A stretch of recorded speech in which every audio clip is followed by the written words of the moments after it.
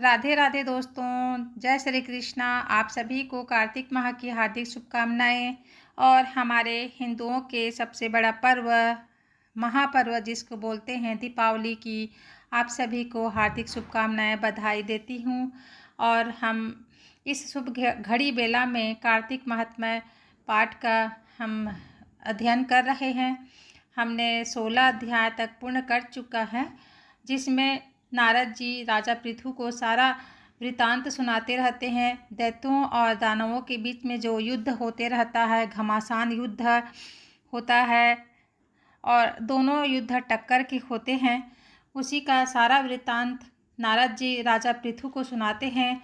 और आगे इस कथा को बढ़ाते हुए हम और पूर्ण रूप से पढ़ेंगे, इस 17 अध्याय में जानेंगे और विस्तृत रूप से इस कथा को। तो आइए हम 17 अध्याय को अध्ययन करते हैं। बोलिए भगवान श्री कृष्ण की जय।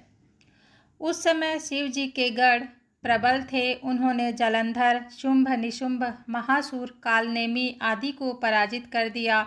यह देख के सागर पुत्र जलंधर एक रथ पर, जिस पर लंबी पताका लगी हुई थी, चढ़कर युद्ध भूमि में संग्राम करने लगा। इधर जय और शील नामक शंकर के गढ़ भी संग्राम में तत्पर होकर गरजने लगे। इस प्रकार दोनों सेनाओं के हाथी, घोड़े, शंख, भेरी तथा दोनों ओर से सिंहनाद से धरती त्रस्त हो गई। पश्चात जलंधर ने कुहरे के समान बाणों को चलाकर धरती से लेकर आकाश तक व्याप्त कर दिया और नंदी को 5, गणेश को 5 तथा वीरभद्र को एक साथ ही 20 बाण मारकर उनके शरीर को छेद कर दिया और मेघ के समान गर्जना करने लगा।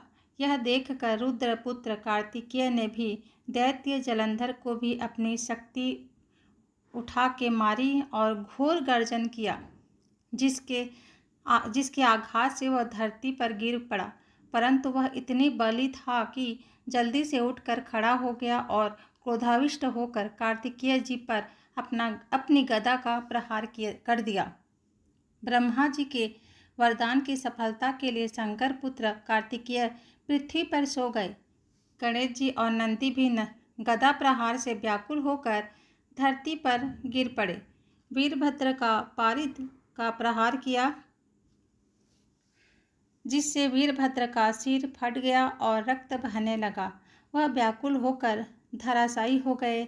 उनको धरती पर गिरा देखकर शंकर जी के गण चिल्लाते हुए युद्ध भूमि छोड़कर बड़े वेग से भागकर निकल गए। यहीं पर 17 अध्याय समाप्त होता है।